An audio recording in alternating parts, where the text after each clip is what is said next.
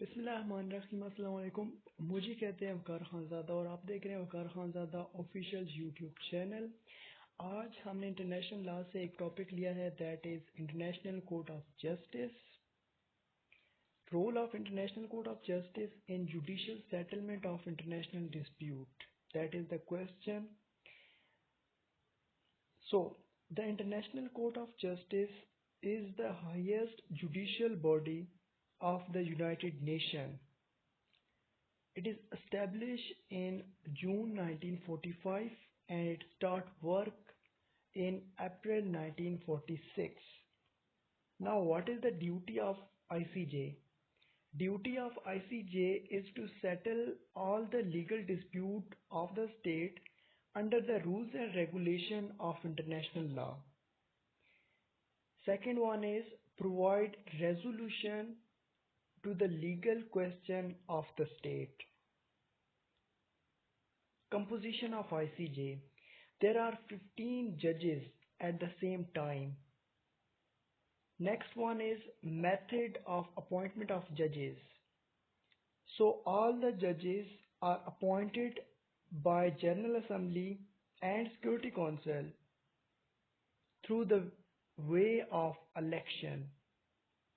Time period of each judge is 9 years, but 5 of them shall be retired after 3 years. Like the same way as retirement of senators in Pakistan. Pakistan में senator की total time period 6 year का है, लेकिन हर 3 साल के बाद कुछ senator retire हो जाते हैं। इसी तरह ये भी जजेस जो हैं वो अपना 9 ईयर का टाइम पीरियड मुकम्मल करने के बाद 15 में से 5 जजेस रिटायर हो जाते हैं after 3 year. Next, quorum of the court. Quorum of International Court of Justice is 9 जजेस। अगर 9 जजेस किसी भी केस में मौजूद नहीं हैं तो उस केस को आगे प्रोसीड नहीं किया जा सकता। President and Vice President of ICJ. President of ICJ, after every 3 years, the court shall elect its president. The president shall preside the cases of the court. Vice President of the court, after every 3 years, along with the election of the president, the court shall elect the vice president also. Vice president shall act as president in the absence of president. So हम ये कह सकते हैं कि हर 3 साल के बाद court की इलेक्शन होते हैं और प्रेसिडेंट को, वाइस प्रेसिडेंट को और न्यू जजेस को अपॉइंट किया जाता है। न्यू जजेस को सिक्योरिटी काउंसिल और जनरल असेंबली के ज़रिए से अपॉइंट किया जाता है, वहाँ पे इलेक्शन होते हैं, जबकि कोर्ट के अंदर प्रेसिडेंट और वाइस प्रेसिडेंट के लिए इलेक्शन होंगे। Next one is jurisdiction of ICJ। Jurisdiction and function of ICJ क्या क्या है? ज्यूरिसडिक्शन मतलब कि कौन कौन सी हदूद हैं, किस किस हदूद के अंदर रह के ICJ काम करती है। First one is contentious jurisdiction. ICJ will decide the case with the consent of the party to a case. Contentious jurisdiction is such jurisdiction when International Court of Justice decide any case with the consent of the party, and that is called contentious jurisdiction. There is a general rule of international law that court cannot decide any case without the consent of the party to a case until any party file the case before ICJ, because court is not entitled to initiate any proceeding on his own discretion. होता कुछ इस तरह से है इस jurisdiction में कि अगर दोनों पार्टी एग्री हैं फॉर प्रोसीडिंग, देन प्रोसीड किया जाएगा नहीं तो आईसीजे उस डिस्प्यूट को हल करने के लिए अपने तौर पे इनिशिएट नहीं कर सकती। Second one is compulsory jurisdiction. Compulsory jurisdiction is such jurisdiction of the court when court decide any case without the consent of the parties. Compulsory jurisdiction से मुराद ऐसी jurisdiction है कि जिसमें कंसेंट को नहीं देखा जाता। अगर दोनों पार्टीज एग्री हैं या नहीं है, केस को चलाया जाएगा। ये ज़्यादातर उन केसेस में किया जाता है जहाँ पे ह्यूमन राइट्स को वायलेट किया जाए। अगर मामला ह्यूमन राइट्स की वायलेशन का हो तो एक पार्टी एग्री हो और दूसरी पार्टी एग्री ना हो, तब भी कोर्ट प्रोसीडिंग कर सकती है। Voluntary jurisdiction of ICJ. When any contract is breached by the parties and dispute arose, in this case both parties can refer that dispute to ICJ. For example Pakistan और किसी और कंट्री के दरमियान एक contract हुआ है। अब किसी एक स्टेट की वजह से वो कंट्रैक्ट ब्रीच हो गया है, तो उस मामले को हल करने के लिए और उसकी वजह से जितनी भी डिस्प्यूट पैदा हुई हैं दो कंट्रीज के दरमियान, उनको हल करने के लिए दोनों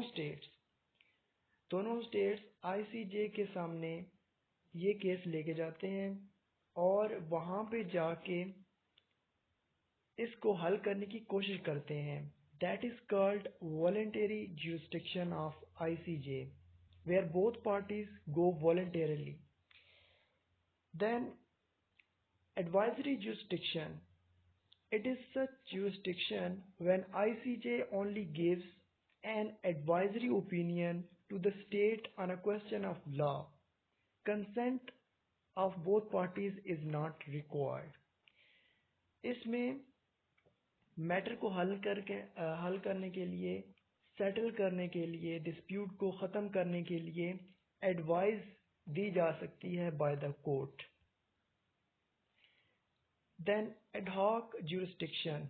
It is such jurisdiction when court can only make a committee to settle a particular dispute. दो स्टेट के दरमियान कुछ ऐसा कन्फ्लिक्ट हो गया है, ऐसा डिस्प्यूट हो गया है कि जिसको हल करने के लिए दोनों स्टेट्स कोर्ट के पास जाती हैं, आईसीजे के पास जाती हैं। उस मामले को हल करने के लिए, उस डिस्प्यूट को हल करने के लिए कोर्ट एक कमेटी बनाएगी। कमेटी तमाम डिस्प्यूट को देखेगी, उसको हल करने के लिए अपनी सिफारिशात तैयार करेगी और फिर बाद में कोर्ट के सामने पेश की जाएंगी। उस कमेटी के ज़रिए से जब डिस्प्यूट को हल कराया जाएगा तो उसको हम कहेंगे एड हॉक जुरिस्डिक्शन।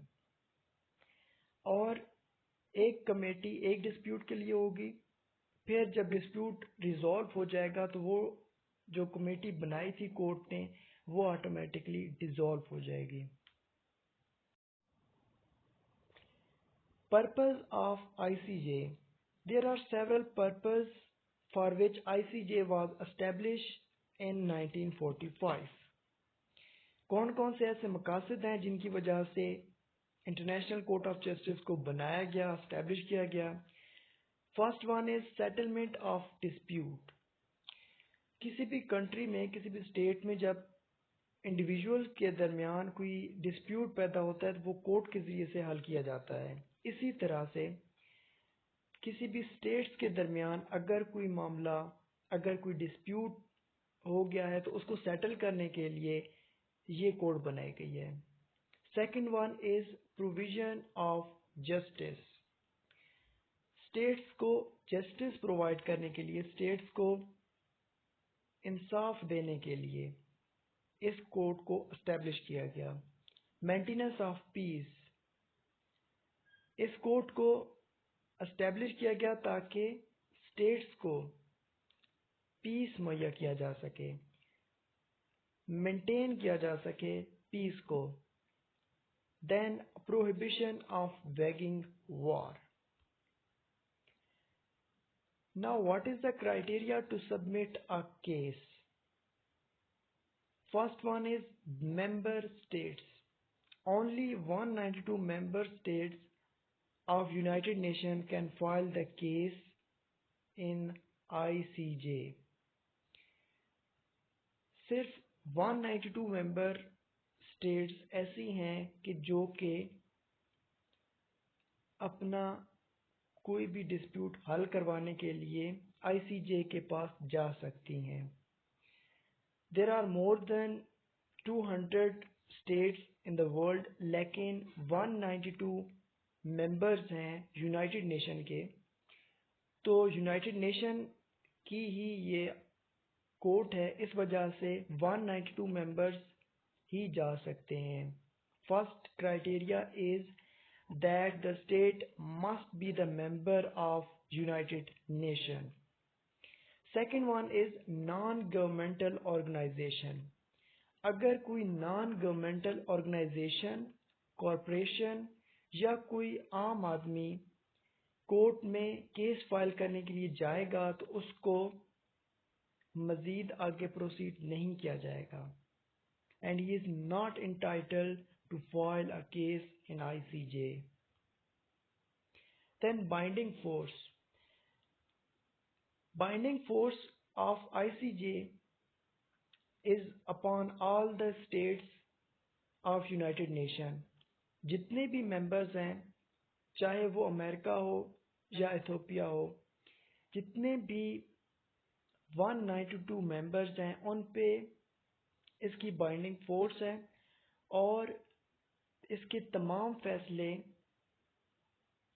उन स्टेट्स को मानने पड़ते हैं। First point is decision of the court to settle the dispute of the state are binding upon both of the parties of the case. Case में जितनी भी पार्टीज होंगी उनको उनके ऊपर ये फैसला लागू होगा और ये फैसला उनको मानना पड़ेगा।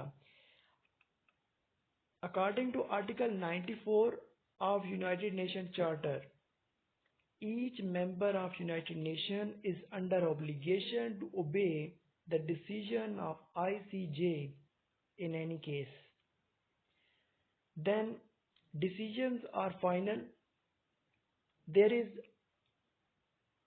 no any other court कि जहाँ पे आप जाके अपील कर सकें या फैसले को चैलेंज कर सकें। एक ही कोर्ट है, इंटरनेशनल कोर्ट, और उसी के फैसले आपको मानने भी पड़ते हैं because decisions are non appealable. Thank you so much video को देखने के लिए।